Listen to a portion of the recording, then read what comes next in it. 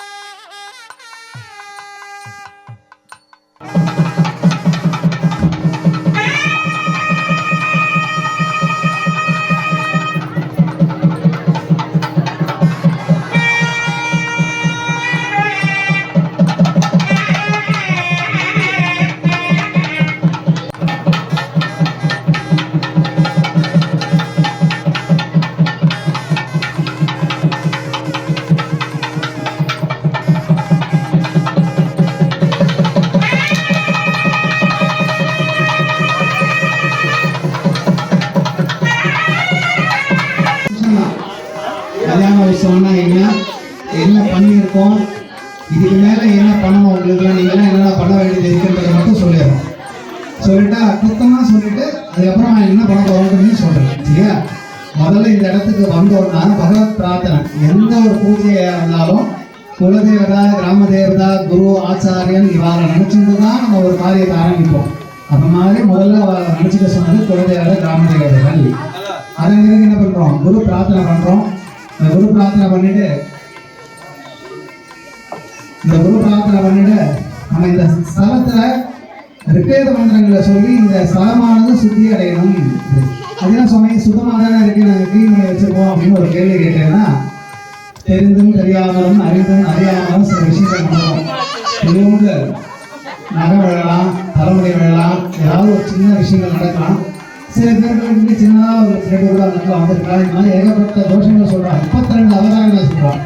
ஒரு சன்னதியில் என்ன சொல்கிறார், 32 அபச்சாரங்கள் சொல்கிறார். இதெல்லாம் ஏகஸ்த பிராமம் அப்படின்னு சொல்கிறார். கோவிலில் போனால் கையை சுவாமியை பார்த்து ஹாய்னு ஒரு கையாலாம் நமஸ்காரம் பண்ணக்கூடாது. ஏகாஸ்தம பிரணாமலாம் கூடாது.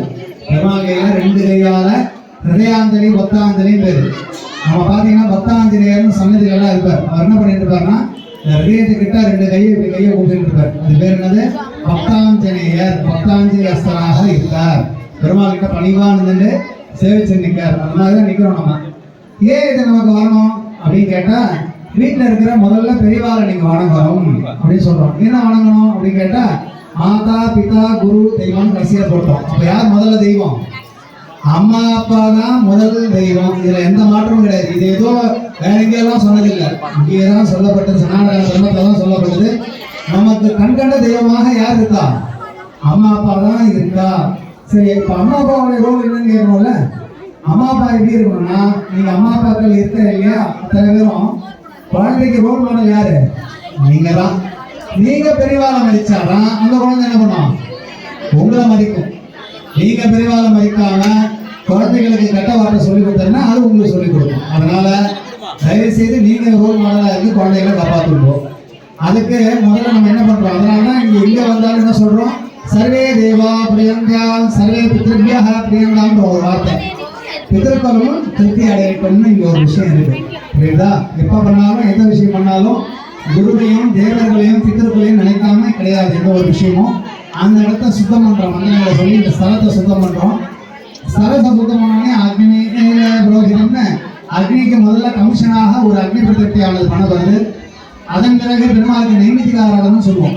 நைமித்திகாரன்னா ஒரு ஸ்தானத்துல பெருமாள் வேண்டாம்னா அவருக்கு கை அலம்புறது, கால் அலம்புறது, வாய் அலம்புறது, அதுக்கப்புறமா பெருமாளுக்கு தூபம் சமர்ப்பிக்கிறது, தீபம் கொடுக்கறது, மந்திர புஷ்பங்கள் சமர்ப்பிக்கிறது, வேதோக்தமான மந்திரங்களை சொல்றது, புஷ்பங்களை சமர்ப்பிச்சு பெருமாளுக்கு தலிகை நிவேதனம் சொல்லுவோம். மந்திரத்துக்கு சுவாமிக்கு ஒரு பிரசாத நிவேதனம் அப்படின்னு சொல்லுவோம். இந்த பிரசாத நிவேதனம் பண்ண பிறகு நம்ம என்ன பண்ண போறோம், அதன் பிறகு நான் ஒரு ஆர்த்தியை பண்ணி உங்களெல்லாம் சேவிக்க சொல்லிட்டு வரப்பூஜனம்னு சொல்லுவோம். வரப்பூஜனம் என்ன அர்த்தம் அப்படின்னா மாப்பிள்ளையே வரவேற்கிறது. கல்யாணத்துல பார்த்தீங்கன்னா முதல்ல மாப்பிள்ளையே வரவேற்கிறது, வரப்பூஜனம் அப்படின்னு பண்ணியிருப்பான்.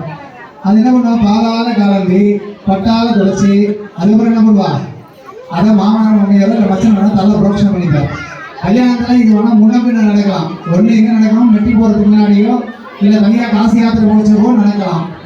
அவங்க காசி யாத்திரைனா என்ன நினைச்சிட்டு இருக்கா, எல்லாரும் எங்கேயோ ஒரு காசிக்கு போறாரு அப்படின்னு நினைச்சிட்டு இருப்பாங்க. அந்த காலத்துல யூனிவர்சிட்டிலாம் எங்க இருந்தா நலந்தா யூனிவர்சிட்டி காசியில இருந்து இதெல்லாம் அப்கிரேட் பண்ணிக்கிறதுக்கு, அதாவது எம்எஸ் பண்ணிக்கிறதுக்கே நீங்க இப்போ அமெரிக்கா போறேன். அன்னைக்கு என்ன பண்ணியிருந்தா நலந்தா யூனிவர்சிட்டிக்கு போறான். அதுக்கு தான் காசி யாத்திரை. காசி யாத்திரைனா இந்த குடும்பத்தையே விட்டுட்டு போறேன்னா அவர் விட்டுட்டு போல, நேர படிக்க போறதுக்கு அது பேர் காசி யாத்திரைன்னு. புரியுதா? சன்னியாசிக்காக அவர் போல அப்படின்னு தெரிஞ்சுக்கணும். புரியுதா? கிரகசாஸ்திரத்துக்கு மேல் மேல படிக்க போற ஒரு பையனை பிடிச்சி கல்யாணம் பண்ணி வைக்கிறோம் அப்படின்றத சாஸ்திரத்தமான. கல்யாணங்கள்ல ஏகப்பட்ட விஷயங்கள் இருக்கு. இப்ப திருக்கல்யாணம் பண்ணி வைக்கிறோம்னா ஏதாவது நினைக்கிறேன், ஜாதகம் பார்த்து தான் கல்யாணம் பண்ணணுமா அப்படின்னு ஒரு கேள்வி. ஜாதகம் பார்த்து கல்யாணம் பண்றதுக்கு ஒரு வகை, மொத்தம் எத்தனை வகை, 8 வகைகள் இருக்குன்னு நல்லா தெரிஞ்சுக்கிட்டோம். பிராமணனுக்கு மட்டும்தான் வாங்க நிச்சயதார்த்தம். வாங்க நிச்சயதார்த்தம்னா பிராமணனுக்கு என்ன சொல்லியிருக்குன்னா, 2 பெரியவா கூடி 2 பேரும் வெத்தலைவாக்கு மாத்திட்டாங்கன்னா அந்த இடத்துல கல்யாணம் ஆனதா அர்த்தம். பிராமணால ஒரு வார்த்தை சொல்லி கொடுத்துட்டான்னா, நான் உனக்கு என் பொண்ணை கொடுக்குறேன் உன் பையனுக்குன்னு சொல்லிட்டான்னா முடிஞ்சு போச்சு. வாங்க நிச்சயதார்த்தம் வாக்கு கொடுத்தாலே முடிஞ்சு போச்சுன்னு அர்த்தம் பிராமணால. அது பிராமணால தான் சாத்தியம். மற்றவாருக்கா அது சொல்லியிருக்காங்கன்னா அதெல்லாம் கிடையாது. உங்களுக்கு ஏகப்பட்ட விவாகங்கள் இருக்கு. என்னன்னா காந்தர்வ விவாகம் இருக்கு. பொண்ணு பையனை இஷ்டப்பட்டானா கல்யாணம் பண்ணி வைட்டு இருக்கு. புரியுதா? நீங்க எல்லாரும் என்ன பண்றீங்க, எது சரி இதுதான் சிரேஷ்டம் இருக்குன்னு எல்லாருமே இவாள ஆசிரியக்க வேண்டிய அவசியம் கிடையாது. ஜாதகம் பார்த்து தான் கல்யாணம் பண்ணணும். எங்களுடைய ஜாதகம் நாங்கள் பார்க்க மாட்டோம். ஏன்னா 5000 குடும்பம் தான் இருக்கும். குருகுல் குடும்பம் எவ்வளோ இருக்கும், 5000 குடும்பம் தான் இருக்கும். அதுக்குள்ள நாங்கள் ஜாதகத்தை பார்த்துட்டு பொண்ணு தேடணும்னா கல்யாண பையன் அந்த ஏஜ்ல இருக்கணும், கல்யாணம் பொண்ணு அந்த ஏஜ்ல இருக்கும். அதனால ஜாதகம்லாம் பார்க்க மாட்டோம். எங்களுக்கு தெரிஞ்சுதான் ஒரே ஒரு ஆள் தான், யாரு, பெருமாள். கோவிலுக்கு நேரம் ஆட்சிட்டு வருவோம் பொண்ணும் பையனும். கோவில்ல 2 பேரும் பெருமாளை பார்த்து எங்க 2 பேருக்கு பிடிச்சிருக்குன்னு ஒரு வார்த்தை சொன்னா கல்யாணம் பண்ணி வச்சிருக்கோம். இதுதான் எங்க வழக்கம். எங்களை ஜாதகம் பார்க்கறது இதெல்லாம் ரொம்ப எல்லாம் கிடையாது. நீங்களும் பெருமாளுக்கு என்ன பண்ணோம், ஒரு சன்னதியில தான் எல்லா விஷயமும் பண்ணணும். அந்த காலத்துல எத்தனை மண்டபம் இருந்ததுன்னா, தீர்த்ததான மண்டபம், அதாவது டான்ஸ் ஆடுறதுக்கு ஒரு மண்டபம், நிறுத்த மண்டபம், கீத மண்டபம், வாத்திய மண்டபம் அப்படின்னு ஏகப்பட்ட மண்டபங்கள் கோவில்ல இருந்தது. அன்னைக்கு அவ்வளோ பெரிய கோவில்களாக இருந்தது. அந்த கோவில்ல ஒவ்வொரு விசேஷத்துக்கும் ஒவ்வொரு மண்டபம். சஷ்டியாத்த பூர்த்தி பண்ணணுமா அதுக்கு ஒரு மண்டபம், கல்யாணம் பண்ணணுமா அதுக்கு ஒரு மண்டபம். கோவில் மண்டபத்துல தான் பண்ணுவா விரிவாலாம். எப்போ அன்னப்பிராசனத்தை ஆரம்பிச்சு, அன்னப்பிராசனம் என்ன, முதல்ல குழந்தைக்கு பிரசாதம் சாதம் ஊட்டுறது அன்னப்பிராசனம். இந்த சம்ஸ்காரம் எங்க பண்ணுவாங்கன்னா குருவாயூரப்பன் கோவில போய் பார்த்தீங்கன்னா இன்னைக்கு பண்ணிட்டு இருக்கா. பெருமாளுக்கு அவள் பாயசம் பண்ணி அந்த பாயசம் பண்ண பிரசாதத்தை ஒரு விளக்கு ஏற்றி ஒரு வாழையில போட்டு அதுல அந்த பாயசத்தை வச்சு குழந்தை மாமா மடியில உட்கார வச்சு அந்த பாயசத்தை முதல்ல ஊட்ட சொல்லுவோம். இது பேர் என்னது, அன்னப்பிராசனம். அதாவது நாமகரணம் அன்னப்பிராசனத்துல எல்லாம் எங்க பண்ணுவோம் அந்த காலத்துல கோவில்கள்ல தான் நடந்தது. கோவில்கள் சம்பந்தம் இல்லாம எதுவும் கிடையாது அந்த காலத்துல. அதனால நீங்க அது போல என்ன பண்ணலாம், பெருமாள் கிட்ட ஆக்கியம் வாங்கிக்கலாம். உங்க பெருமாள் இங்க இருக்க, பெருமாள் இருக்க பொண்ணு பையனை பார்க்க சொல்லுங்க. பெருமாள் உத்தரவு கொடுத்துட்டா பண்ணிடுங்கோ. ஜாதகத்தை ரொம்ப பார்த்துட்டே இருந்தாலும் என்ன ஆகும், அது கன்யாவா இருந்தா ஜாதகம் பார்க்கலாம். குழந்தை 30 வயசு ஆகிட்டு அவனுக்கு கல்யாணம் பண்ணணும்னா உட்காந்து ஜாதகம் பார்த்துட்டே இருக்கதா அப்படின்னா பண்ண வேண்டியது இல்லை. எப்படியும் யாராலையும் என்ன பண்ண முடியாது, தலையெழுத்தா மாற்ற முடியாது. அதாட்டே லிகிதா சாமி பேரு பிரம்மா எழுதி அனுப்பலாம் இவாளுக்கு இவாளான்னு. ஆனா எப்ப கனெக்ட் பண்ணணும் தெரியாது தவிர மற்றபடி என்ன இவாளுக்கு இவாளான்றது முடிச்சுன்றது மேல போட்டு அனுப்புறாரு. நீங்க நினைச்சாலும் தலையெழுந்தாலும் மாற்ற முடியுமான்னு மாற்றவே முடியாது. புரியுதா? அதனால என்ன பண்ணணும், கோவில் காசுனவங்க 2 பேருக்கு இஷ்டமா இருக்கா உடனே பெருமாள் எதிர்க்கியா வாழ்க்கை உன்னோட கல்யாணத்துக்கு ஏற்பாடு பண்ணலாம். புரியுதா? உப்பு தாம்பூலம் கோவிலே மாத்திக்கலாம், மாத்திட்டு ஒரு கோவில் மண்டபத்தில் கல்யாணம் பண்ணிட்டா ரொம்ப விசேஷம், ரொம்ப பெருசா இருக்கும். இதனால இதுக்கு சொல்றது எதுக்காகனா, கல்யாணத்துல இந்த ஜாதகம் பார்க்குற ஒரு வகையை வச்சுட்டு ரொம்ப சிரமப்படாதீங்கன்றதுக்காக சொல்லணும். சரியா? மற்ற வகைகளும் நீங்க தெரிஞ்சுக்கலாம், தெரிஞ்சுக்கிட்டீங்கன்னா விஷயம் நல்லா இருக்கும் அப்படின்றதான். மேற்கொண்டு என்ன பண்ண போறோம்னா, இதுக்கப்புறம் இங்க என்ன பண்ணோம் அப்படின்னா, அக்னி பிரதிஷ்டை பண்ணோம், நைவேத்தியாராதனை பண்ணோம், சுவாமிக்கு தலிகை நிவேதனம் பண்ணோம், அதுக்கப்புறம் பெருமாளுக்கு வரபூஜனம் பண்ணோம். அந்த வரபூஜனம் பண்ண உடனே பெருமாளுக்கு யஜ்யோபேதாரம் பிரகசாசனம் யோகிதாசத்தியத்துன்னு ஒரு பூனலை போட்டு விட்டோம். எல்லா கல்யாணங்களும் எல்லா மாப்பிள்ளைக்கும் ஒரு பூனல் உண்டு. அதே மாதிரி இங்க என்ன பண்ணோம், மாங்கல்ய ஆராதனம் ஒன்று பண்ணி கன்னியாதானம் கொடுத்து பாணி கிரகம்னு சொல்லுவாங்க. பையன் வீட்டுல பாணி கிரகணம் பேரு, பொண்ணாத்துல என்ன பேரு கன்னியாதானம்னு இருக்கு. கன்னியாதானத்தை பண்றான். நான் இந்த கன்னியாதானத்தோட விசேஷத்தை ஒரு வார்த்தை சொல்லிதான் வருஷம் சொல்றேன், இருந்தாலும் இதையும் சொல்ல வேண்டியது அவசியமா இருக்கு. ஒரு வீட்டுல குழந்தைன்னு பிறந்தா முதல்ல குழந்தை பிறக்க வேண்டியது எந்த குழந்தைன்னா சீமந்த புத்திரி அப்படின்னு சொல்லிட்டு இருக்கா. இது முதல்ல பெண் குழந்தை தான் வீட்டுல பிறக்கணும் அப்படின்னு மகாலட்சுமி தான் பிறக்கணும் இருக்கு. ஏன் அப்படின்னா, பையன் முதல்ல பிறந்தாங்கன்னா அவன் பேர் என்னன்னா ஜேஷ்ட புத்திரன்னு போடுவோம். சீமந்த புத்திரி யாருக்கு போடுவோம், பெண் குழந்தை பிறந்தாதான் முதல்ல சீமந்த புத்திரி அப்படின்ற வார்த்தையில போடுவோம். அதனால ஆத்துக்கு முதல்ல எங்க குழந்தை பிறக்கணும், மகாலட்சுமியான பெண் குழந்தை பிறக்கணும். ஏன் சுவாமி பெண் குழந்தை அவ்வளவு சிரேட்டமான ரொம்ப சிரேட்டமா சொல்லியிருக்கு சாஸ்திரத்தை. என்ன சொல்லியிருக்கு அப்படின்னா, பொக்கிஷமா சொல்லியிருக்கு. கோடிக்கணக்கான சொத்துக்கள் யாருன்னா பெண் குழந்தை. அது எப்படி அப்படின்னு கேட்டா, அந்த பெண் குழந்தைய கல்யாணம் பண்ணி கொடுத்தா, இப்ப ஆணுக்கு நம்ம பிள்ளை குழந்தை பிறந்திருக்காங்கன்னா பொருளாத் நரகா தாயதே இது புத்திரஹன்பு 3 தலைமுறைக்கு தர்ப்பணம் பண்ணுவான். அதனால 3 தலைமுறை உத்தீர்ணமாகும். அவன் தர்ப்பணம் பண்ணாதான் உத்தீர்ணமாகும். அதுதான் விஷயம். அப்ப அதுன்னா அவருக்கு பண்ண தாத்தா போனா அது விசேஷம் அப்படின்னா, அவன் தர்ப்பணம் பண்ணாதான் 3 தலைமுறைக்கு உத்தீர்ணமாகும், மோட்சத்தில் ஆகும். தர்ப்பணம் பண்ணனா ஆகாது. ஆனா கன்னியாதானம் அப்படி கிடையாது. ஒரு பெண் குழந்தைய நல்ல தர்மத்தோட வளர்த்து ஒரு தர்மவானுக்கு கல்யாணம் பண்ணி கொடுத்தா, கன்னியாதானம் பண்ணி கொடுத்தா 21 தலைமுறைக்கு சௌக்கியம் ஆகாது. ரொம்ப வச்சாரு என்ன கன்னியாதானம் பண்ணுவாரு அப்படின்னு. கன்னியாதானம் பண்ண 21 தலைமுறைக்கு கவலைப்பட வேணாம், சௌக்கியமா இருப்பாரா அப்படின்னு சொல்லி சாஸ்திரம். அதனால பெண் குழந்தை எல்லாரும் விரும்பணும். சாஸ்திரமா அதுதான் சொல்றது. என்ன சொல்றது, பெண் குழந்தைகள் வசந்தது அப்படின்னு சாஸ்திரம். ஆண் குழந்தை தவறு நினைச்சுக்காங்க. அதுக்கு என்ன சொல்ல வருதுன்னா, இதை தானம் பண்ணா ரொம்ப விசேஷம் அப்படின்றதுக்காக இந்த கன்னியாதானம் தசானாம் அபரேஷம், தசானாம் பூர்வேஷம் தசானாம் அபரேஷம், நமக்கு முன்னாடி 10 தலைமுறையை காப்பாற்று, நமக்கு பின்னாடி 10 தலைமுறையை காப்பாற்றுன்னு சாஸ்திரம் சொல்லுது. அதனால கன்னியாதானம் அவ்வளவு விசேஷம்.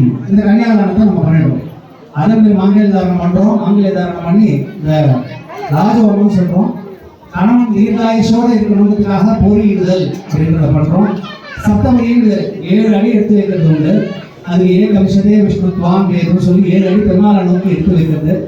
அதன் மூலமா பிரதட்சணா இப்போ என்ன பண்றோம், பூர்ணாதி பண்ணியிருக்கோம்.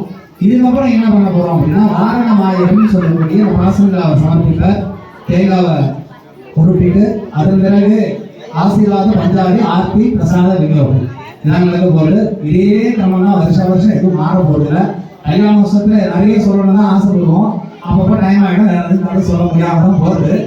அதனால பெருமாளுடைய சிரத்தையா பக்தியா நீங்க எல்லாம் சேர்ந்து ஆசீர்வாதம் சொல்லும் போது முன்னாடி கோவிந்தனமா அவர் சொல்றேன், அப்ப சொல்லுங்க. சரியா? மேற்கொண்டு தனியாக